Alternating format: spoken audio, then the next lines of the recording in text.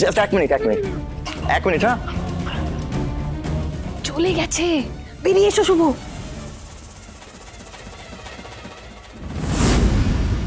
ফোনটা খোলাই আছে ম্যাডাম।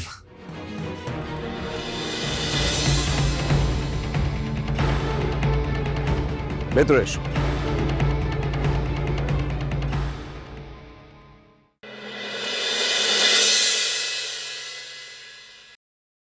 কেউ আসছো কেন এখানে? বলেছি না আমার একা থাকতে দাও। কিন্তু আমি তো আপনাকে একা ছাড়তে পারবো না ম্যাডাম। শুভ শুভ শুভ শুভ, তুমি জানো বাবা আমাকে কি বলেছে? কালকে কনফারেন্সে ওই কথাগুলো বলার পর বাবা আমার উপর রাগ করেছে, বলেছে আমার মুখ দেখবে না। বাবা কেন বললো এরকম? আমি বাবাকে এতটা ভালোবাসার পরও বাবা কেন এত কষ্ট দিল আমার? আমার তো আর বাঁচতে ইচ্ছা করছে না শুভ, আমি আর সহ্য করতে পারছি না। যেই সকালটা আমার জীবনের সব থেকে সুন্দর সকাল হতে চলেছিল, সেই সকালটাই আমার জীবনটাকে তছনছ করে রেখে দিল। আমি চলে যাব এখান থেকে। গেলে কোথায় যাবেন ম্যাডাম? কত দূরই বা যাবেন? জানি না, যেদিকে দু চোখ যায় চলে যাব, বাবার থেকে অনেক দূর, যেখানে আমাকে কেউ চিনবে না, কেউ দেখতে পাবে না।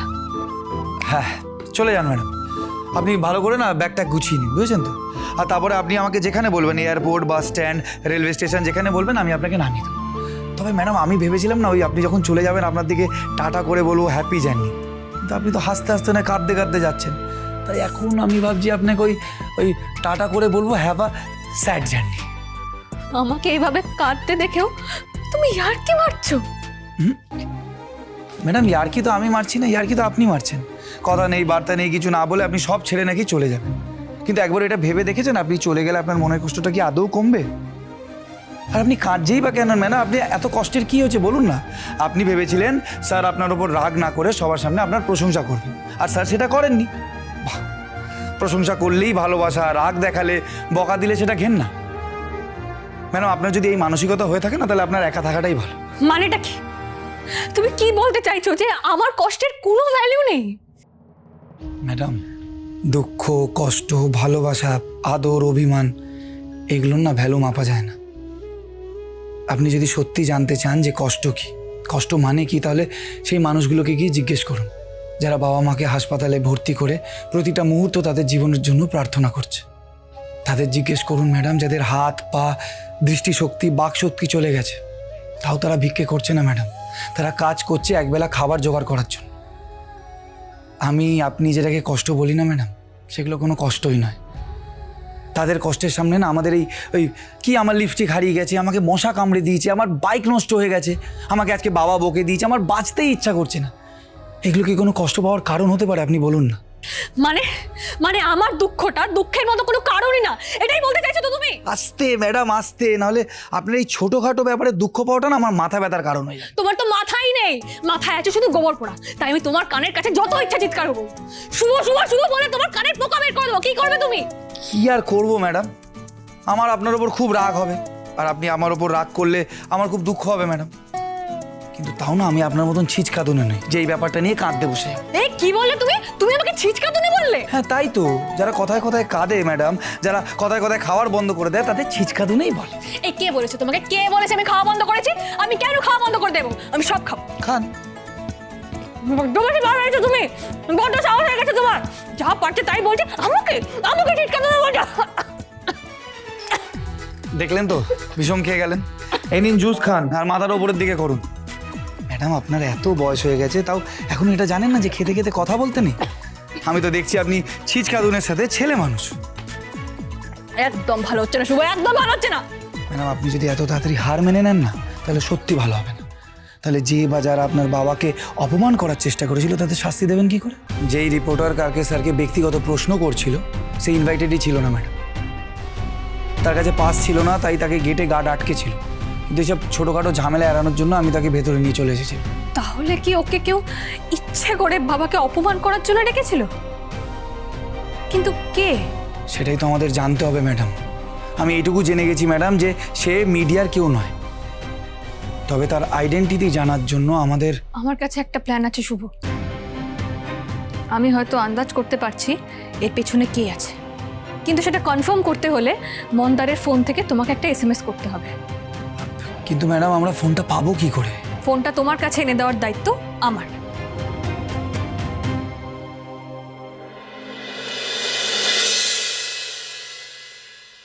মন্দার, একটু শোনো না। মন্দার, বাবা, শাওন নিজে আমাকে ওর ঘরে ডাকছে। আজকে সূর্য কোন দিকে উঠেছে?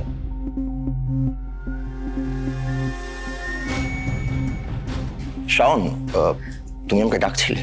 হ্যাঁ দেখো না, আমার খুব মন খারাপ ছিল বলে একটু ড্রয়িং করব ভাবলাম, আর এই রঙের কৌটোটা খুলতেই চাইছে না। তুমি একটু খুলে দেবে please? Hold on a second, তুমি আমাকে রঙের কৌটো খুলে দিতে বলছো? তুমি আমার কাছে হেল্প চাইছো? আর আমি স্বপ্ন দেখছি না তো? আসলে কি বলতো, কাকিমা আর পিকুরা তো বাড়ি নেই, বাবা বা পিসি মনের থেকে তো হেল্প চাইতেও পারবো না, তাই না? তাহলে আর কাকে বলবো বলো? এই শাওন, অন্য কাউকে বলবে কেন? হ্যাঁ দেয়ার, মন্দার ইজ দেয়ার। তুমি যা হেল্প চাইবে ম্যাডি সব কিছু করে দেবে। আমি সব কিছু করে দেবো, আমার কাছে দাও।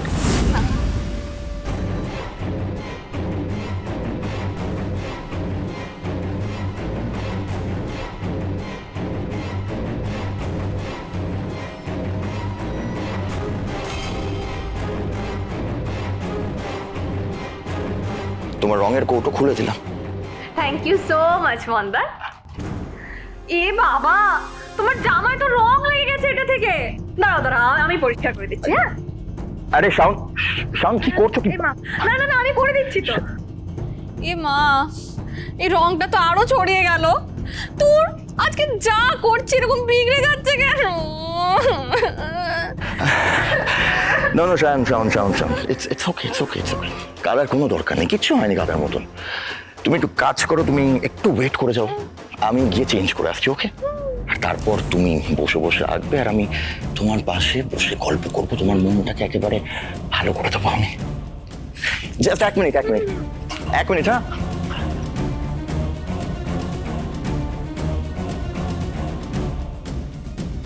চলে গেছে, বেরিয়ে এসো শুভ।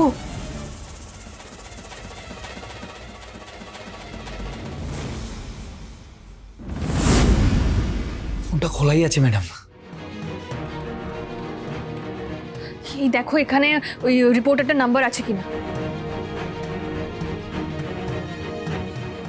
এই তো, এই তো ওনার ছবি। এই এই এই নাম্বারটা, এই নাম্বারটা মনে হচ্ছে ওই লোকটা। এবার একটা টেক্সট করো।